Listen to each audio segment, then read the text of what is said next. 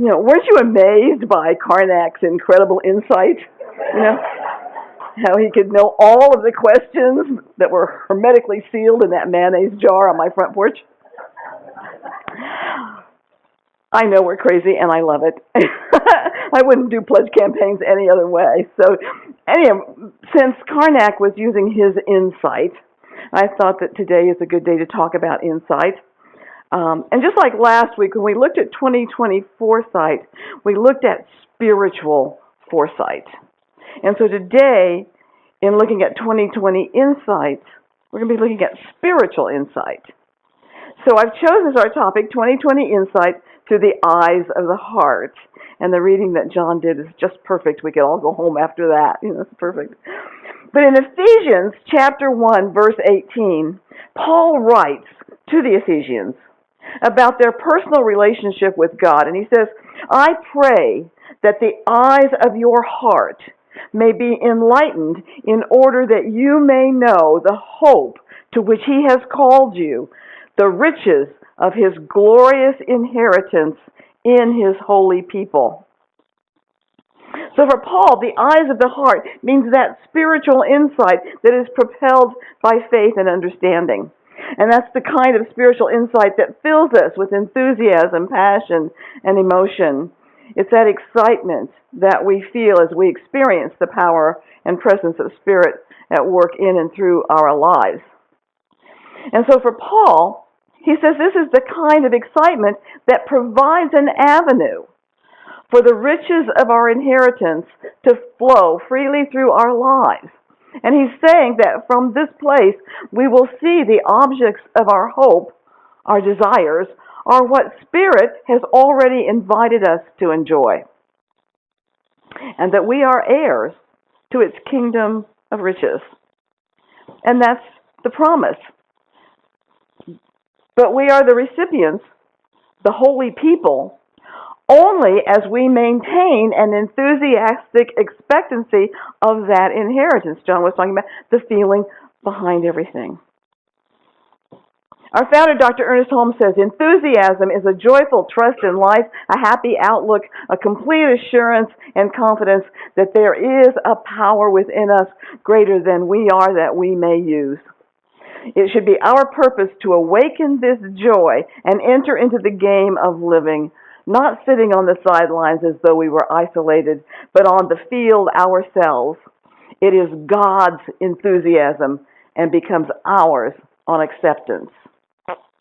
So I read several commentaries on this particular statement of Paul, and it began to have some real meaning for me.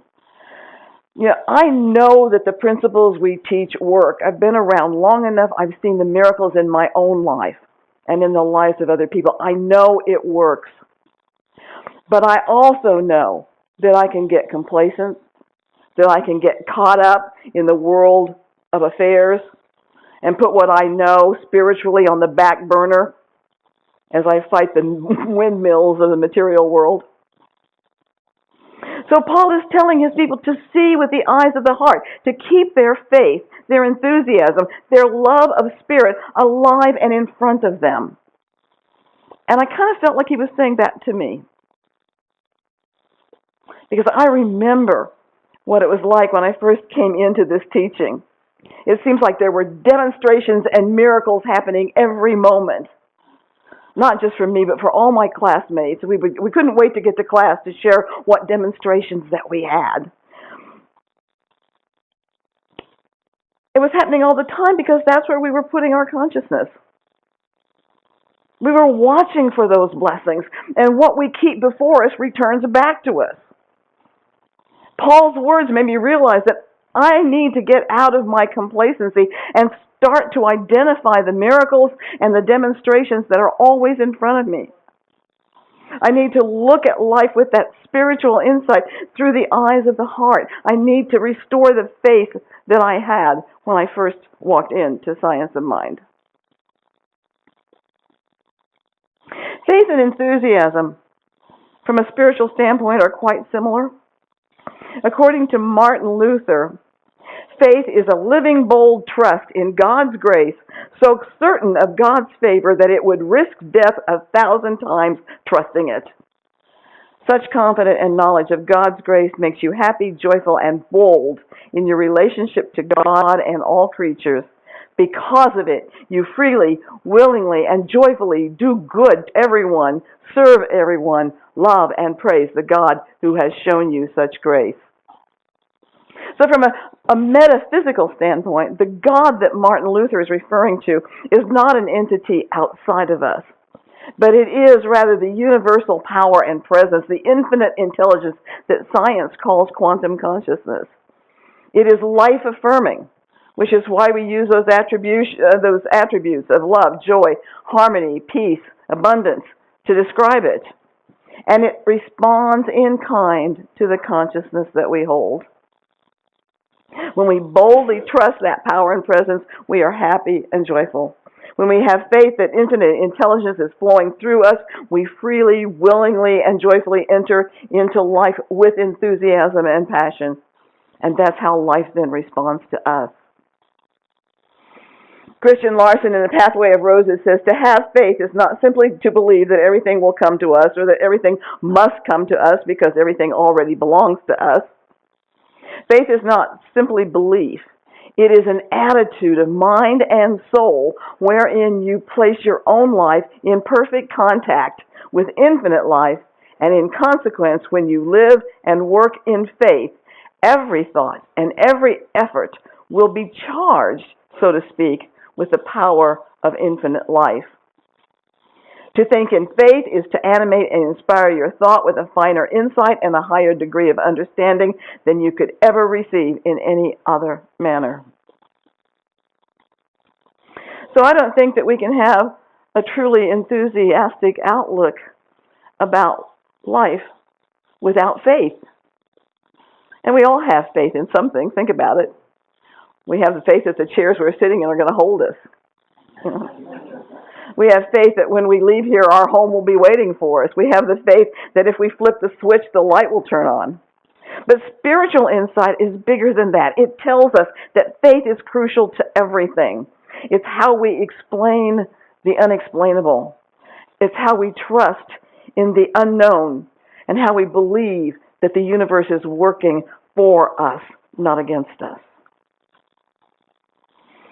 So this week I've given myself an assignment, and there's some little blue papers out on the table over there if you want to join me. This week, I make a promise to myself to return to that childlike faith that I had when I first found science of mind. To look through the eyes of the heart with enthusiasm, faith, and trust, and to claim the good that is my divine inheritance. I promise myself not to let the things of the material world rule my thoughts, but to pray for those things that I cannot physically change, and to lovingly change the things that I can. This week, I choose to look for the good everywhere and give thanks for even the tiniest gift. There's so many gifts. There's so many gifts. And this is the third week of our pledge campaign. And by the way, where were we last week? Last week we were at 68,840. This week we have passed 78,000. So 90 is our goal, and Don put down 100 because he has that faith.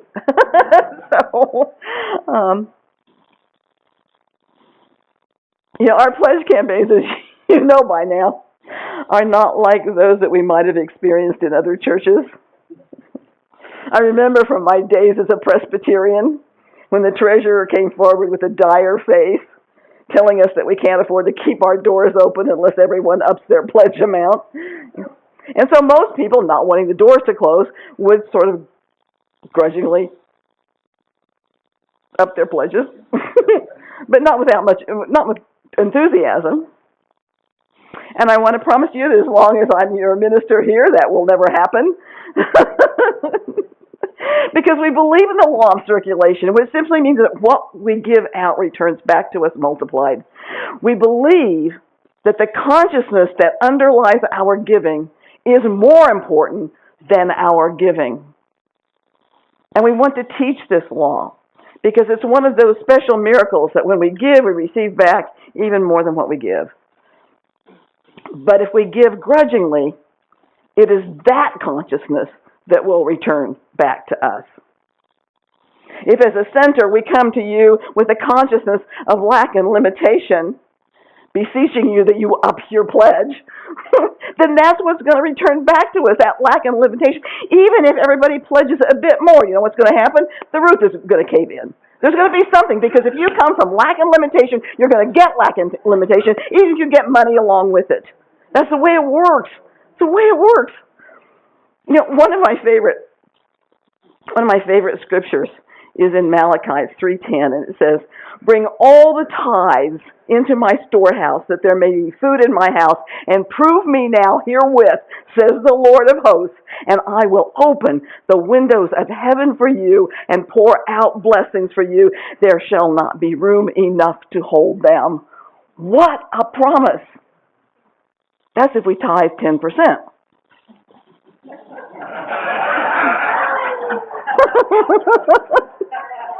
Yeah, I really like this scripture because it's daring us to prove that the blessings and abundance are inherently ours. Tithing originally meant giving 10% of supplies or money to the church.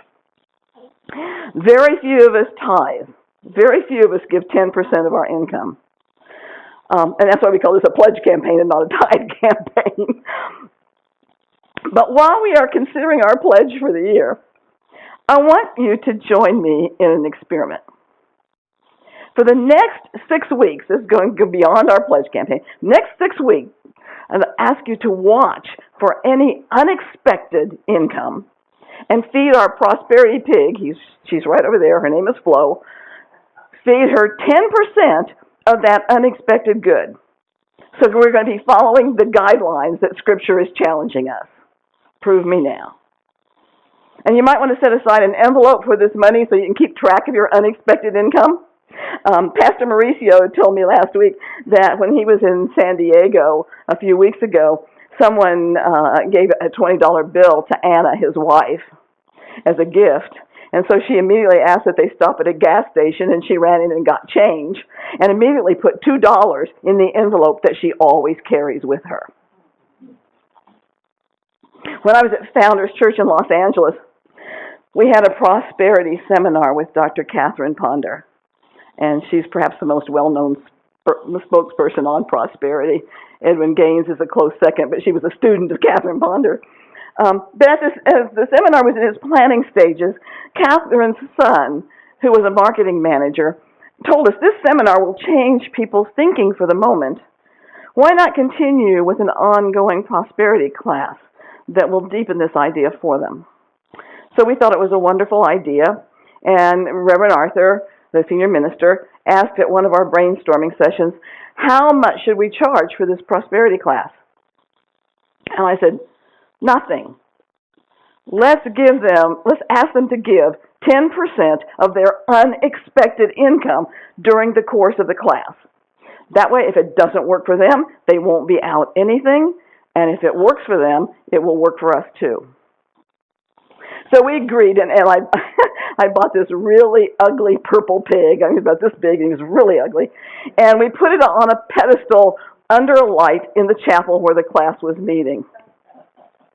We had about 60 people that participated in the class, and we began each class by asking people who had unexpected income to come forth, feed the pig, and tell their story if they wanted to. So, and then we kept a chart so we could see how full our pig was getting. And I think, I'm almost positive that this class ran for 16 weeks. By the end of the course, we had fed Prosperity Pig a total of $17,000, and that represents $170,000 in actual or unexpected, unplanned income. That's a bit under $3,000 per person. But no one would have signed up for our course had we charged $3,000 for it. But what's really interesting that over one of the evolutions that happened over time in the course of the class was that participants began to see abundance as more than just money, but as a divine circulation in which they were immersed. And that was reflected in what they began to count as unexpected income. At first it was all about money, cash or check, like Anna's $20, that came in unexpectedly. But after a while, it grew. Someone was taken to a really nice dinner and fed the pig 10% of what it would have been her share of the dinner. Someone else found a dress that she had been wanting on sale for half price. She fed the pig 10% of that half price. But the one I loved the most was a gentleman who said, "This class has changed my whole consciousness. I was stopped by a policeman for speeding this week. Before, I would have been mad and surly with the policeman. But this time I was really nice. And the policeman smiled at me, gave me a warning, and told me to slow down. I know with my old consciousness I would have been fined. So I figured that the ticket would have cost me $240, and I fed the pig $24 of the money I did not have to pay." So by the end of the class, almost all the students had changed their thinking about their own abundance, and they saw that increased prosperity in their lives. And what happened there can happen here. And so I just challenge all of us to, let's prove me now herewith, saith the Lord, that we can all see through the eyes of the heart that we are the recipients of divine and glorious inheritance that is ours by right of consciousness. And we can prove, right here with Flo, we can prove to ourselves and to the world that as we give in joy from the richness in our lives, we will find the windows of heaven opening, pouring out blessings, so that there shall not be room enough to hold them. Thank you. Namaste.